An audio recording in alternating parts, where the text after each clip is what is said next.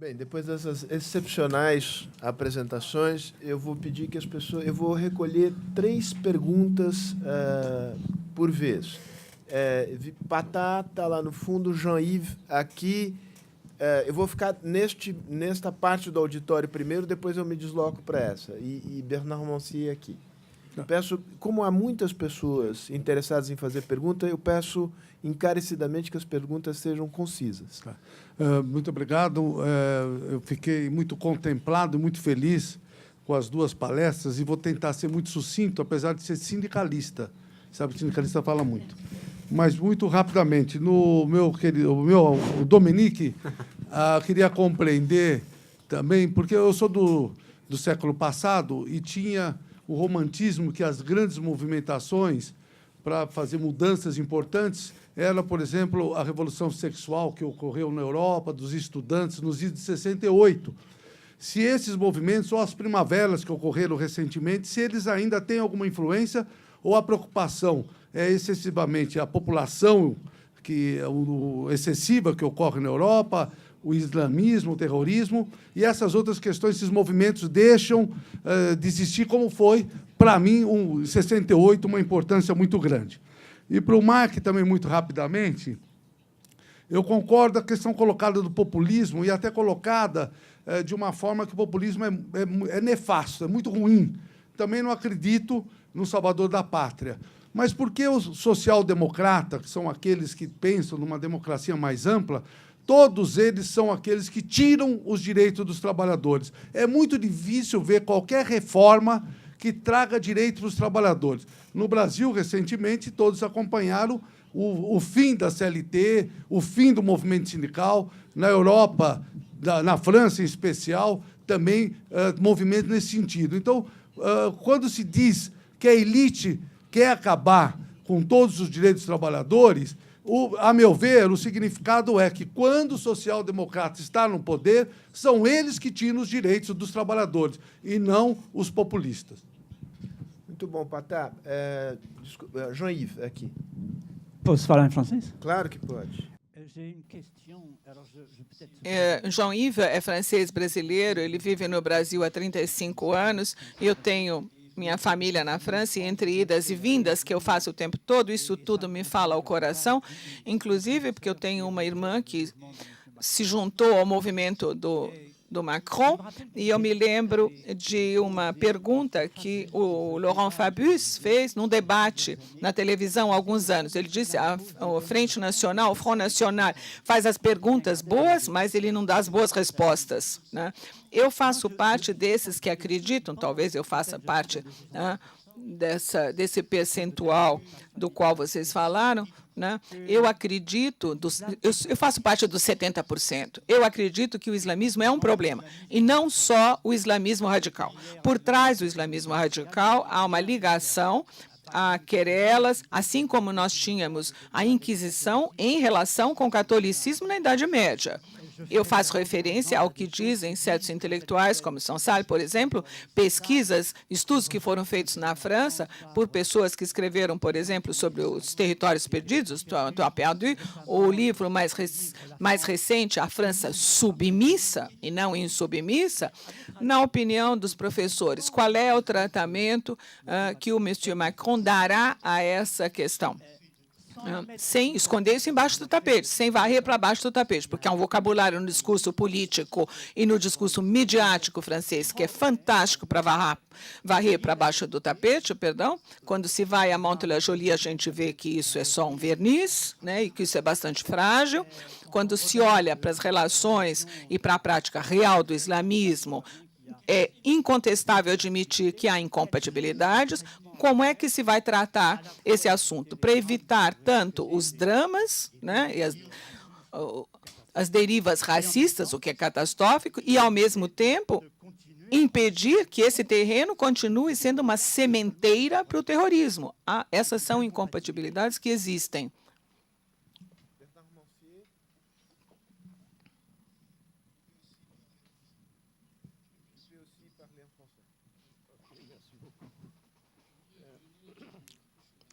Eu gostaria de voltar a conclusão das suas exposições, porque as ideias essenciais foram, então, declinadas. Vocês falaram e repetiram mais de uma vez que 57% consideram uma ameaça para a França. O islamismo, uma ameaça. O que aconteceu na Europa nos últimos 80 anos é o seguinte: houve muita imigração na Europa, sobretudo na França. Imigração polonesa, portuguesa, espanhola, italiana. Essas imigrações nunca foram problema. Isso equivale a dizer que todos aqueles que se deslocaram se integraram, trabalharam, construíram suas vidas, hoje se consideram franceses, foram aceitos como tal pela sociedade francesa. Eles chegaram, então, com uma bagagem, eu diria, cultural, que se integrou facilmente à sociedade francesa e nela. Hoje, o problema não é só francês, como vocês bem disseram. O mesmo problema existe em outros países da Europa, mas de dois modos bastante diferentes. Nós tivemos a migração na África do Norte, pelo menos na época da descolonização, que também se integraram perfeitamente na França. Sim, tiveram um sentimento de se sentir em casa, houve uma integração, trabalho, depois voltavam para a Argélia, para o Marrocos, para a Tunísia com aposentadoria, isso tudo funcionou muito bem. Hoje nós temos imigrações dessas regiões que veiculam uma visão política e social, né, que agridem efetivamente as sociedades europeias. E é aí que hoje estão os grandes problemas, que vão um pouco além dos problemas econômicos da Europa, que continuam sendo importantes, mas que são passíveis de solução, porque a Europa vem se desenvolvendo nessa linha nos últimos anos muito bem. O problema fundamental é um problema de ordem cultural e étnica. São maneiras diferentes de conceber a sociedade e, inclusive, de impor à sociedade os países onde essa imigração se faz. Como é que ambos veem a saída a essa situação? Eu me dirijo aos especialistas da Sciences Po. Eu acredito que vocês não se limitem a olhar só o passado. Vocês devem ter projeções. Pergunta da bancada de la droite. E depois a gente faz aqui a da bancada de la gauche. Pode, se for muito sucintamente, e no microfone. No-go zones. No-go zones. OK? C'est compris? Merci. Depois a bancada da esquerda poderá se manifestar. Depende da perspectiva. Como eu estou aqui na mesa, vocês estão à minha esquerda. E é o sentido histórico, exatamente. Aliás, francês. Dominique, tu commences.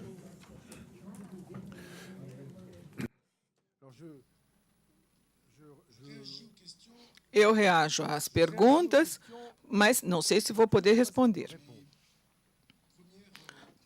Primeira pergunta. Todas as perguntas foram bastante claras, importantes e difíceis. Primeira pergunta.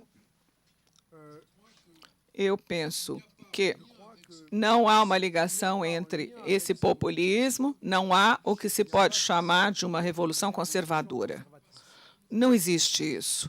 Não se assiste hoje à presença desse tipo de elementos. Eu não digo que isso não exista um pouco, cai lá um pouquinho. Por exemplo, a chefe da AfD, ela é homossexual, ela não esconde isso. O fundador do populismo neerlandês, que é um militante homossexual. Marine Le Pen nunca quis se opor ao casamento homossexual. Aliás, ela foi muito clara e explicou isso com os opositores. Eu posso fazer uma lista de exemplos desse tipo. Os populistas têm enviado sinais muito fortes que dizem respeito à liberdade cultural, às liberdades culturais. E é muito mais, como o Mark observou, esse é um dos novos pontos fortes dos populistas. Eles pretendem ser os defensores das heranças de 68. Quando a extrema-direita perdeu se estabelecer um sistema binário, onde a extrema-direita perde, ganha a extrema-esquerda, né? E depois, a gente não sabe se os populistas defendem essa herança. É muito interessante, mesmo que haja alternância de quem ganha e quem perde, os dois populistas gostam de defender esse sistema binário, né? E o que o Martemeus, nosso colega espanhol, que é um dos coautores do nosso livro sobre a democracia, é o seguinte: aquilo que ele observa na Espanha é quase que um modelo, quase que um paradigma, porque se pode observar em quase todas, praticamente em todas as democracias europeias. Quando ele fala de cidadãos, ele fala de cinismo democrático, ou seja, os cidadãos querem conservar as suas liberdades, as liberdades deles, o seu estilo de vida, inclusive a liberdade de viver como se quer. Ninguém quer uma revolução conservadora. Todo mundo quer que esse modo de vida se perpetue, o seu modo de vida. E, nesse sentido, não se assiste à presença de elementos que apontem para qualquer tipo de reação. Talvez no futuro, mas hoje isso não existe. Quanto à pergunta, caro senhor, de varrer para baixo do tapete, né, de fazer perguntas sem fornecer respostas, nós temos duas perspectivas. Uma perspectiva científica, né? Mark e eu somos professores universitários, então nós fazemos esse tipo de pergunta e levantamos esse tipo de questão. E o senhor tem razão. Do ponto de vista científico, com certeza. Não descrever a realidade como ela se manifesta, tal qual ela se manifesta, não é sinônimo de fazer pesquisa. Quando se faz esse tipo de pesquisa, esse tipo de estudo, quando se interessa por isso, nós levantamos perguntas que são difíceis, perguntas que os políticos não conseguem fazer, né? No plano político, o senhor também tem razão. Eu observei isso no meu trabalho sobre o populismo, eu escrevi 3 livros sobre o assunto. Todas as democracias europeias, em todas elas, desde 1965, mais ou menos, nós sempre recusamos, no nível dos governos e partidos moderados, sempre recusamos transformar a imigração num grande tema político. Não se quis falar do assunto. Considerou-se que esse era um assunto menor, que isso ia acabar se autorregulando, que o organismo social ia conseguir digerir isso e produzir, ao longo do tempo, a harmonia. Isso era algo que, na época, parecia uma evidência, e quando se quis transformar isso em questão a ser colocada, a discussão foi afastada, né? Existe uma grande discussão do Powell, o deputado conservador britânico, que, em 68, fez aquele discurso famoso, né, no qual ele dizia: nós deveríamos tratar do tema da imigração, porque um dia haverá, isso vai ser uma grande questão, rios de sangue correrão na Europa, né? Na verdade, ele é um conservador moderado, né? Ele é moderado, e que em 68 disse que isso seria uma grande questão. Ele fez isso interpretando estatísticas. Ele foi imediatamente reduzido ao silêncio. Os políticos não quiseram discutir o assunto. Os políticos não querem discutir esse assunto, mas as pessoas vivem essa situação. Preparou-se, então, o monopólio dos partidos populistas. O fato de os partidos populistas hoje prosperarem em cima desse assunto e dos resultados desse assunto decorrem do fato de que os partidos que ocuparam o poder não tentaram transformar esse tema em tema de discussão pública e política. O Laurent Fabius chegou até a metade do caminho, mas o senhor tem razão, era preciso ter ido até o fim do caminho. Nós teríamos que discutir o assunto sem que isso seja uma discussão desagradável ou estigmatizante, porque é em si mesmo um grande tema. Esses são temas de política pública. E existe aí uma culpa de todos os países que ocuparam o poder, quer de esquerda, quer de direita. Sem falar na mídia. A BBC detonou, bombardeou o Powell, né? Foi ela que começou a puxar o fio, fez uma reportagem acusando o Powell de todas as palavras. Eu não sei se vocês têm uma lembrança disso. Os Beatles fizeram Dirty Powell, foi uma música feita pelos Beatles para ele, sobre ele, né? Aliás, contra ele, né? Ele teve como apoio, em abril de 68, em Westminster, uma manifestação de operários britânicos que tinham ido espontaneamente, né, apoiá-lo. Foi uma cena muito estranha, que prefigurava muita coisa, mas naquela época era uma problemática que parecia longínqua e que hoje entra perfeitamente no quadro, nos quadros que apresentamos aqui. Outra questão, nas perguntas, a imigração e o presidente Emmanuel Macron, eu penso que essa é uma questão central, porque eu penso que hoje a grande demonstração que o presidente Macron deve fazer é o seguinte: o que é que eu tenho a dizer sobre esse assunto? Esse não é um ponto qualquer, é um ponto cego. Hoje não se sabe qual é a doutrina dele, qual é o pensamento dele, o que é que ele tem em mente a esse respeito. Mas ele tem um grande terreno de exploração aí e de trabalho. O que se vai fazer a esse respeito? Eu não quero não fazer uma proposição, mas não é sério eu fazer uma proposta aqui no pouco tempo de que dispomos. Mas há dois elementos, uma parece impossível, a outra é politicamente inconcebível. O que é impossível? Não dá para dizer nós não queremos mais muçulmanos na França. Não dá. Não é possível. Os muçulmanos representam hoje 6% da população francesa, mas se nós olharmos os últimos 18, 24 anos, são 21%. Ou seja, está muito claro. Haverá muçulmanos na França. Aliás, mais do que já tem hoje. Teremos mais do que já temos. E o que acontece na África subsaariana, os grandes fenômenos migratórios, nós sabemos que isso vai ser um grande tema para os europeus, não no futuro. Isso já está acontecendo. Então, isso não dá. Negar isso é impossível. Agora, a questão comunitarista é o seguinte, é outra coisa. Nós vivemos juntos, nós coabitamos, nós temos um certo conjunto de regras comuns e o resto são diferenças. Isso está tão distante da cultura e da mentalidade francesa que talvez nós possamos dizer que hoje talvez esse seja o ponto central da rejeição ao Macron. Talvez venhamos a discutir isso no futuro. Hoje é um ponto de rejeição.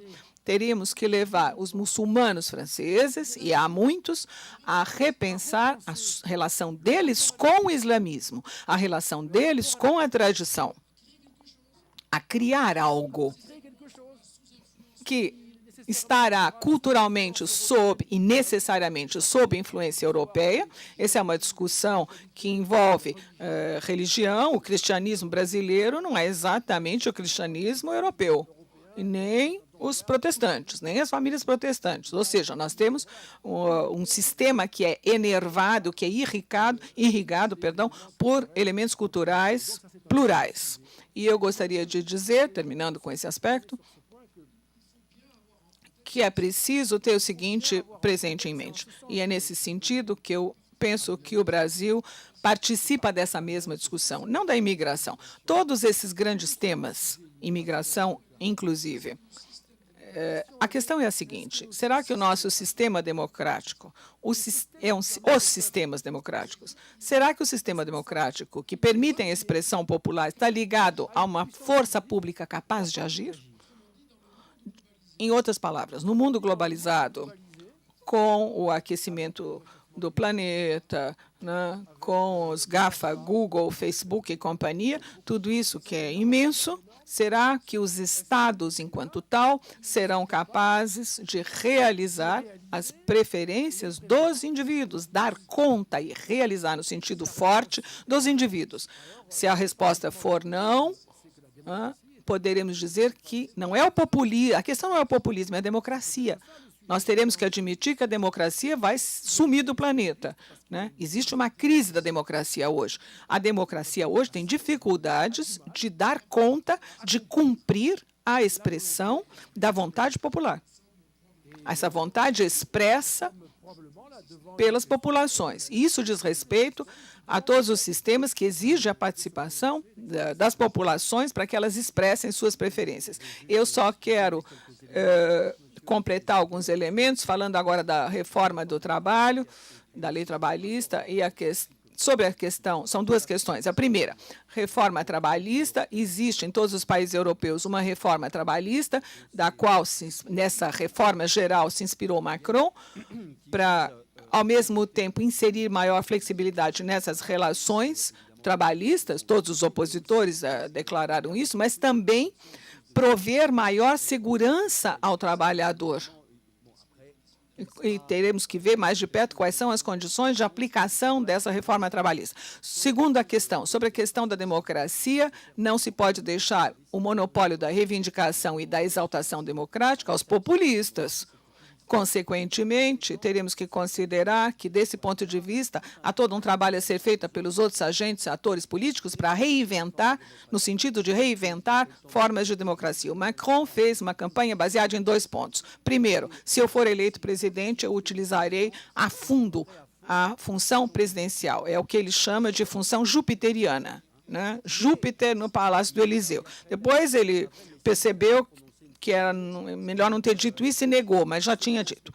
Segundo ponto, é uma reflexão histórica. Não podemos esquecer que o Emmanuel Macron é um intelectual, né? Ele trabalhou com o filósofo Paul Ricoeur durante 2 anos, né? Então, isso também responde à sua questão sobre imigração. Ou seja, ele tem essa concepção de que o francês guilhotinou o rei, mas continua sonhando de ter um governante que seja um monarca, mas um monarca republicano. Mas ele falou, é preciso que haja uma democracia participativa. E desde que ele foi eleito, ele está pondo de lado essa democracia participativa. Eu acho que esse é um erro dele. Mas o problema é que ele não está sabendo o que fazer da República en Marche, né? Com os aderentes todos.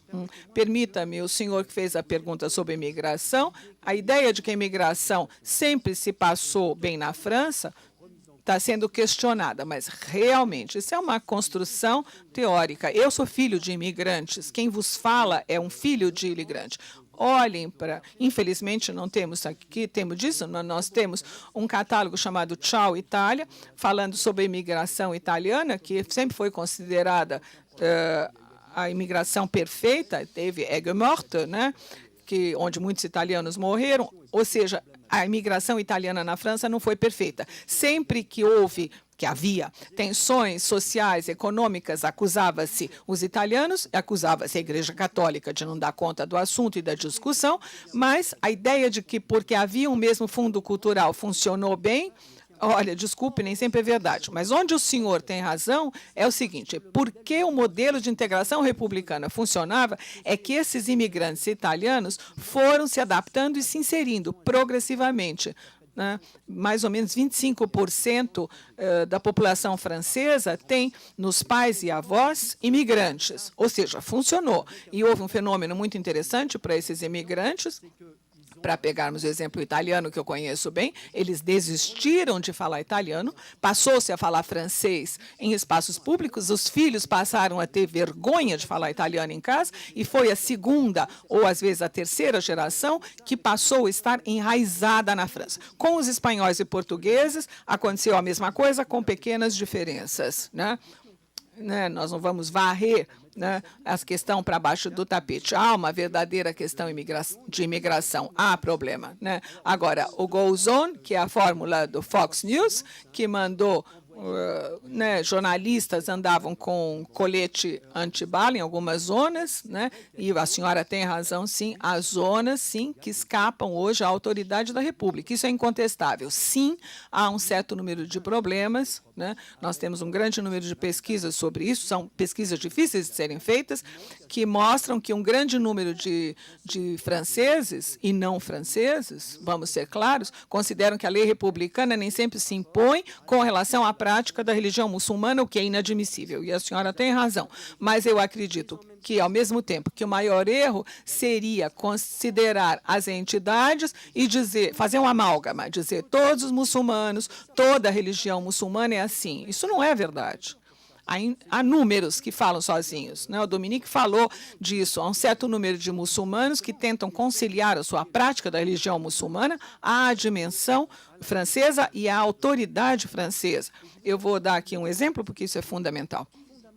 Todos os atentados, todos, né, Daesh e outros, né, tiveram como objetivo tentar provocar um início de guerra civil na França. Todos os atentados visavam que os franceses, entre aspas, os bons, né, franceses, atacassem os árabes e os descendentes de árabes. Eu mesmo me preocupei com isso, porque eu me perguntei se a população francesa suportaria isso. Ora, isso não aconteceu. Houve alguns pequenos atentados contra algumas mesquitas em 2015, depois zero, parou. Ou seja, a população francesa conseguiu distinguir os islamistas e os muçulmanos franceses. Eu não quero falar em comunidade muçulmana, não estou falando disso. Tardiamente, houve um certo número de muçulmanos que começaram a dizer é insuportável esse tipo de atentado. Isso não é a nossa cultura, né? O senhor usou um belíssimo exemplo em Mantes-la-Jolie. Houve aquele atentado horroroso.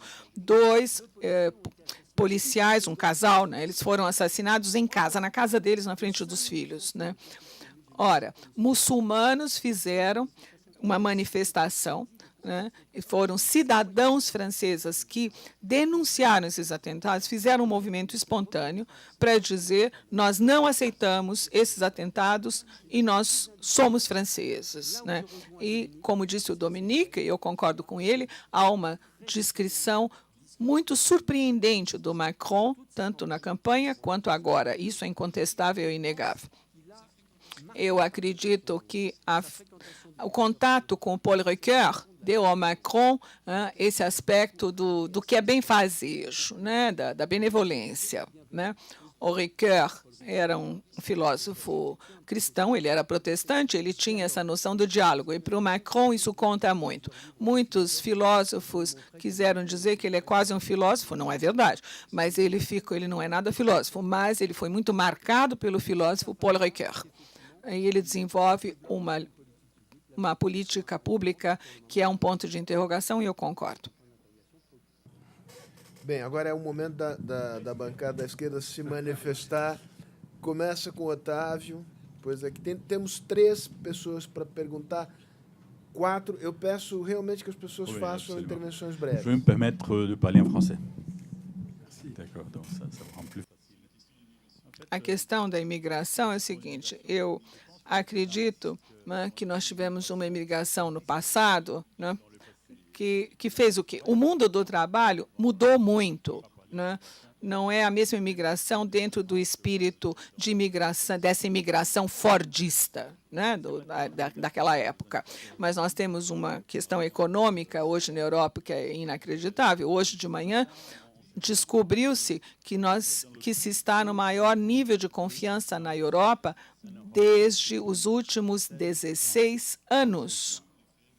Esse é o efeito Macron, um pouco. Eu estou convencido disso, né? Eu acredito que o Macron desempenhou um papel importante no aumento da confiança na região. E a questão do desemprego, que está na média em volta de 10%, e que no final do governo Macron vai estar por volta dos 5%, e isso é passível de ser feito, vai melhorar ainda mais a confiança. Outra questão rápida é a questão do Moisés Naim, né, do End of Power. Eu acredito que esse livro de 2013 é fantástico e ele diz que é muito fácil chegar ao poder e é quase impossível governar e é muito fácil de perder o poder. Ele insiste na tese de que é impossível governar nas regiões democráticas. Não estou falando da China, né? Ele fala das democracias e eu também. Isso é muito interessante. Existe uma crise de representações políticas, essa é uma crise planetária, não é uma crise francesa ou brasileira, isso acontece no mundo todo, e a pergunta que eu vos faço é a seguinte: a democracia, em princípio, ela está completamente digital, né? Completamente informatizada. Nós estamos o tempo todo com aquele like, dislike, etc. E, ao mesmo tempo, as instituições continuam sendo analógicas. elas são arcaicas. Estou falando dos partidos políticos, dos sindicatos, são instituições extrativistas, né? Eles são pré-históricas, né?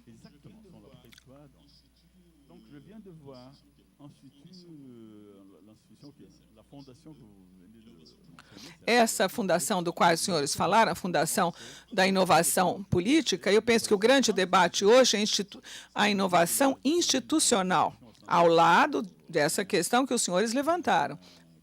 Então, esse fenômeno da revolução digital e tudo isso, exige inovações institucionais, e eu gostaria de saber o que os senhores pensam a respeito. Eu penso que esse é o grande desafio de todos os países.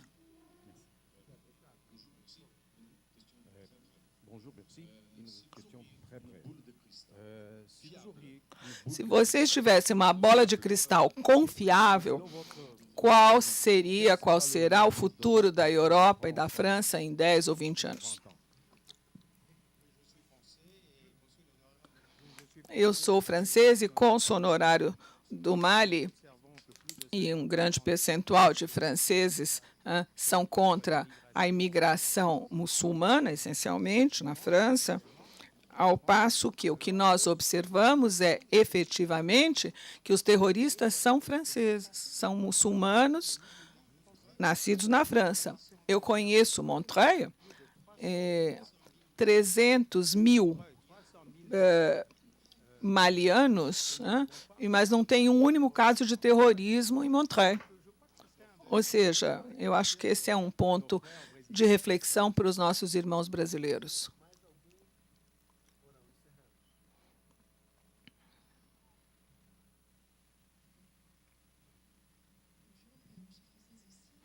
Eu também sou francesa e eu tenho uma pergunta sobre essa ligação que os senhores fazem entre a antidemocracia e a expressão dos cidadãos. E para voltarmos à questão de Montreuil e Mantes-la-Jolie,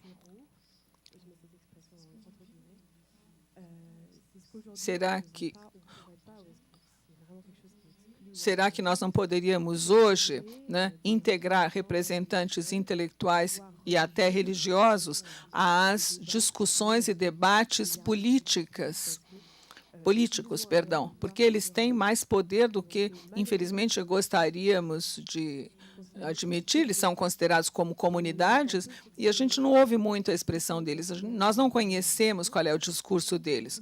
A minha pergunta é qual é o papel deles hoje nos nossos partidos políticos. O Felipe Rasto pediu aqui, como ele é meu amigo, e além disso, ele é conselheiro da Fundação, eu sou obrigado a ceder a palavra a ele agora, no último minuto. Obrigado, Sérgio.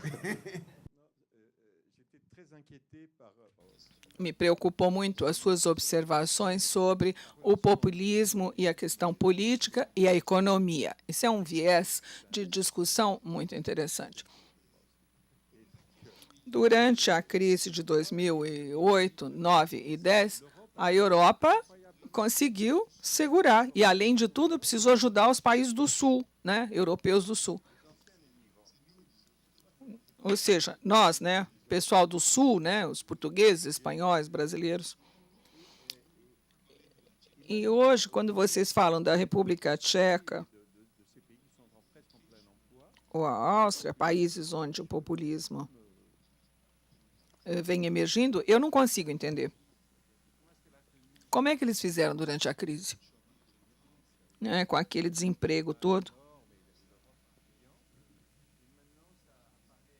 E hoje isso parece se desintegrar.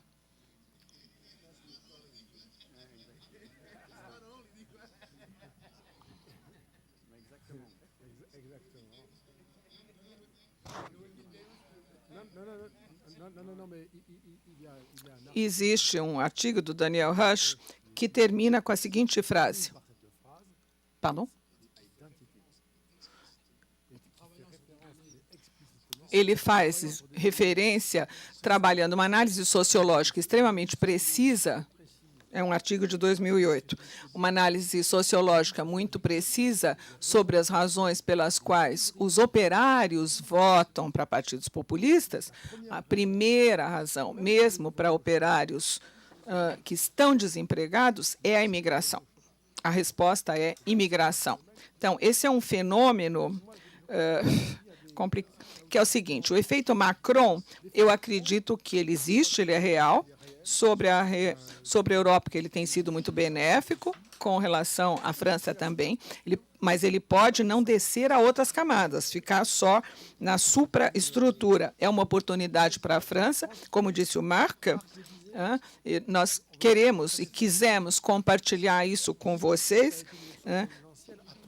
A eleição de 2017 foi atroz. Eu nunca fui tão questionado como politólogo por investidores, fundos de pensão, etc. Havia questões deles e havia questões dos advogados, né? E eu me perguntava onde estava o debate democrático nisso tudo. Os investidores estavam muito preocupados. Por quê? Porque se a França basculasse, né, sacudisse, o euro balançaria, o euro bascularia. Ora, isso não aconteceu. Eu não fiquei tranquilo, né, por causa disso.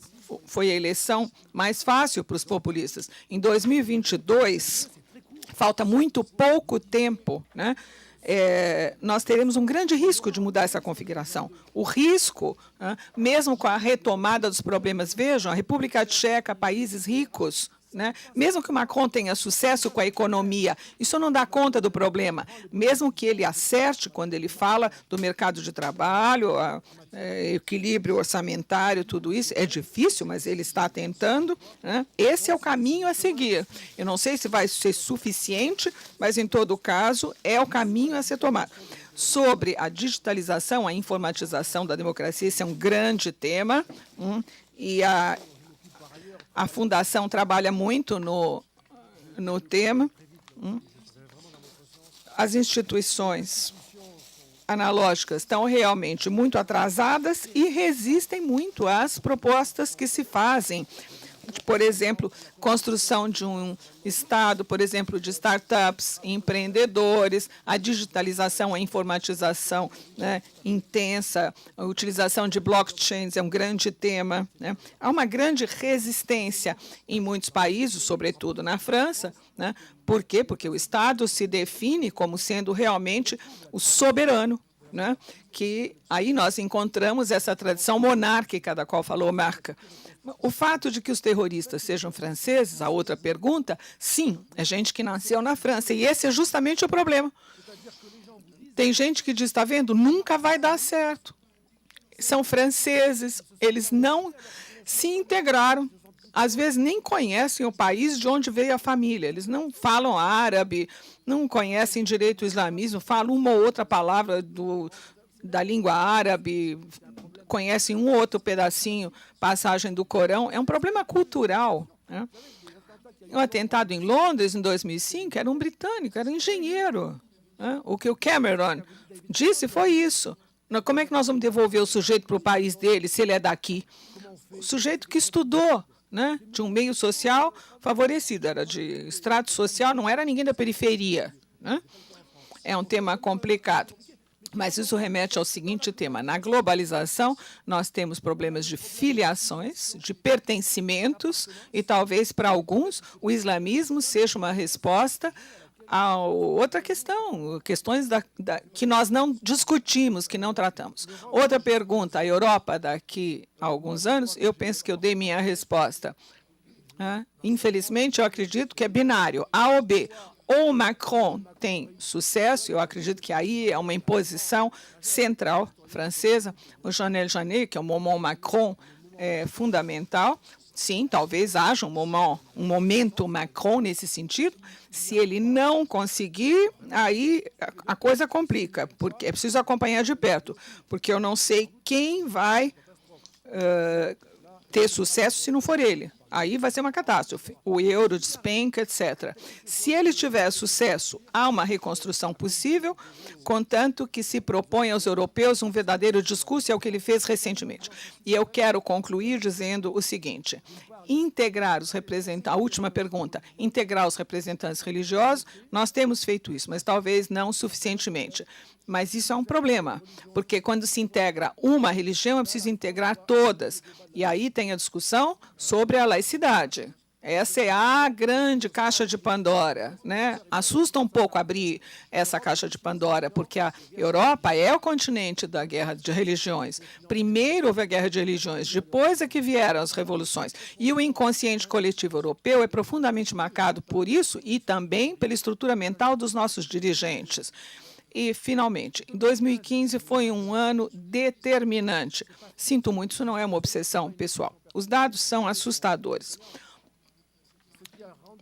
O que fez a Angela Merkel nessa situação foi a presença de refugiados que ela aceitou. Claro que era preciso aceitá-los, gente que estava fugindo da miséria e da guerra, mas é por isso que tem esses deputados da extrema-direita todos que foram eleitos. Foi 2015 que perturbou profundamente todos os europeus. E eu não sei como fazer que as pessoas aceitem os refugiados, mas o preço político foi alto. Rapidamente, sobre a questão entre a melhora econômica, mesmo Jean-Claude Juncker falou, né, os ventos estão hoje soprando na boa direção, nas velas do barco europeu. O problema é que a percepção das populações e das opiniões dessas melhoras é muito lenta. E é pior ainda no caso francês, porque a França tem a sorte de ter um grande base de dados de pesquisas, né? Então, nos anos 60, nós tivemos uma situação econômica excelente, mas isso parece um sonho, o que houve no passado. Na época, nesse banco de dados, quando se olhava a opinião dos franceses na época, eles diziam que estava péssimo, né? Eles sempre reclamam, francês reclama o tempo todo. Nós somos mais pessimistas do que os afegãos, nós somos líderes mundiais do pessimismo, né? Então, mesmo que o Macron seja bem-sucedido, talvez isso não seja suficiente para a percepção que o francês tem disso. Segundo ponto, as inovações institucionais, eu estou completamente de acordo, e eu diria que há uma revolução digital em todos os níveis a ser feita e que bateu de frente com todos os políticos tradicionais que não entenderam, né, o que estava acontecendo. Os populistas entenderam isso bem depressa. O melhor exemplo disso é o movimento 5 Estrelas na Itália, né? Eles não têm sede do partido, né? Tudo funciona pela internet. É uma horizontalidade absoluta contra, né, a verticalidade do Pepe Grillo, né? Pepe Grillo é um ditador. Você concorda com ele? Ótimo. Se não, você é expulso do partido, né? Os 5 Estrelas atrai os jovens, né? Só funciona virtualmente. E é um movimento precursor nesse sentido. Outra pergunta, a França daqui a 15 ou 20 anos, não sei, na Europa não sei, mas para a França, eu diria que, incontestavelmente, há potencialidades consideráveis e há muita coisa que está acontecendo, inclusive do ponto de vista das populações de origem estrangeira e de confissão muçulmana. Não é que eu estou aqui fazendo a defesa da França, mas eu sou francês e eu quero dizer isso. Eu me sinto francês. Nós temos estudantes franceses, nós temos pesquisadores fantásticos, empresas inovadoras. Existe um berço de potencialidades incrível e nós sentimos que um grande número de pessoas se deu conta dos desafios franceses. E eu acho que o Macron quis trabalhar com isso na campanha dele, de onde o otimismo, o protagonismo francês, etc. A questão é saber se nós poderemos fazer tudo isso sem colocar de lado toda uma parcela da população que não se sente presente, que se sente abandonada, né? No momento em que muita gente, uma grande parte do país, está de acordo com o europeísmo e a globalização. Então, esses movimentos populistas querem dizer o contrário disso. Eles querem dizer que está tudo péssimo. Eu acredito que a realidade é muito mais complexa. E, desse aspecto, a França é Europa. Mas qual Europa? porque há linhas enormes de fratura na Europa, entre essa Europa, uma parte da Europa do Sul e a Europa Central e Oriental. Enfim, há fraturas internas, e o que não é certo é se a construção política da Europa poderá ser mantida. Essa é a grande questão. Será que a Europa vai ser simplesmente a zona do euro, né, como através da percepção que têm os europeus da própria moeda, ou a questão da integração vai acontecer e nós teremos Europa em várias velocidades diferentes, em vários ritmos diferentes, e será que teremos essas rupturas que podem colocar a Europa em risco? Bem, só me resta agradecer enormemente, excelentes apresentações. De novo, cônsul Brieck, muito obrigado. Tivemos aqui, acho que, uma demonstração de como está viva a qualidade intelectual da França. Não, eu digo disso, isso não é, digamos, uma... Porque é rara essa capacidade de transitar entre várias disciplinas, de fundamentar de maneira empírica e pensar la longue durée. Merci beaucoup. E, então, portanto, eu faço aqui um elogio a vocês pessoalmente, à França como país e ao cônsul pela oportunidade que nos criou. Muito obrigado.